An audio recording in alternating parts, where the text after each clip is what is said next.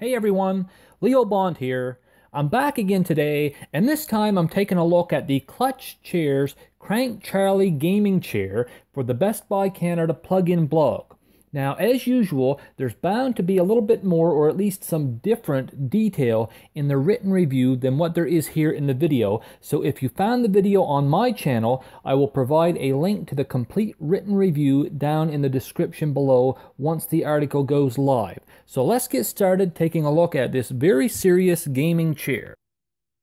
Now, the first thing I'm going to say about this chair is that you do have to put it together yourself, which may be a bit off-putting to some.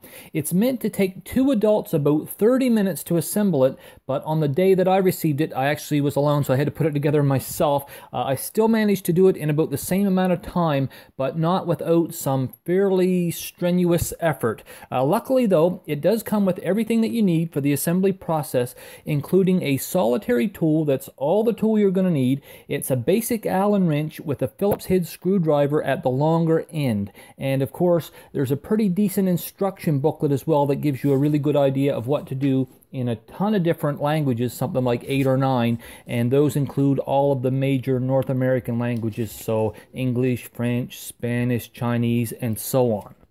Included among the features of this chair are a high-strength tubular steel frame that can support up to 330 pounds of weight. So it's very strong, but also very heavy. In fact, I found this chair to be incredibly heavy for a chair of its size and type. And by type, all I mean is that it's sort of similar to a typical office chair. So very, very heavy, but that does bode well for its overall strength and durability. And I truly think that this chair could hold up under just a tremendous beating without coming out too much worse for the wear. It's just that tough. Also included are high-density foam cushions that are great both for comfort and support, as well as a long lifespan because they're actually quite durable too. And they even throw in a couple of additional cushions that aren't physically connected to the chair. There's an oversized lumbar support cushion that I personally never used and probably don't really need.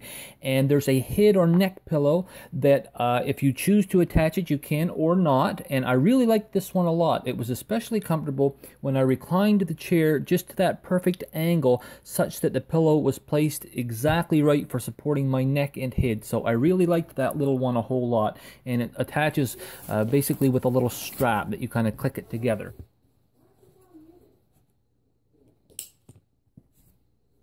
There's also a Class 4 gas lift for raising and lowering the chair, and I personally had a little bit of difficulty with mine, and I'm not quite sure whether it was me or the chair itself, so do be aware of that. There are non-marking casters that make it possible to roll the chair along very smoothly on most common flooring surfaces, as well as a whole slew of different adjustments that you can make besides the up and down. For instance, there's a swivel tilt mechanism with a total built-in range of about 12 degrees, and there are 3D armrests that adjust in multiple dimensions, including up and down, forwards and backwards sliding, and there's even a little bit of rotation in there, about 10 degrees or so, as well as a reclining back that ranges anywhere between 85 and 135 degrees, so lots of little comfort adjustments that you can make with this chair. The final thing I wanted to mention about the chair's specs is that the upholstery is kind of a faux leather polyurethane material that's quite easy to clean. In most cases, all you'll have to do is give it a wipe with a damp cloth and you're all set. So how about a final verdict on this chair? Do I recommend it?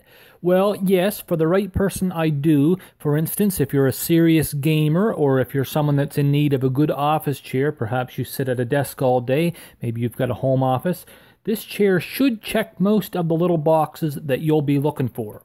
Of course, I don't personally fall into that target market myself, not being a gamer and preferring not to use a desk even when I'm writing. I typically sit on the Chesterfield and use my laptop with a lap desk. But this chair is very well made. I can almost imagine it out-surviving humanity. It'll probably still be here 1,000 years after the rest of us are gone. It's also attractive, very modern looking. It's ergonomically designed, super comfortable, and I do think that it's a great chair for those that kind of make up its intended audience. And that is going to be my final word on this chair. So as always, this is Leo Bond saying thanks everyone for watching and have an excellent day.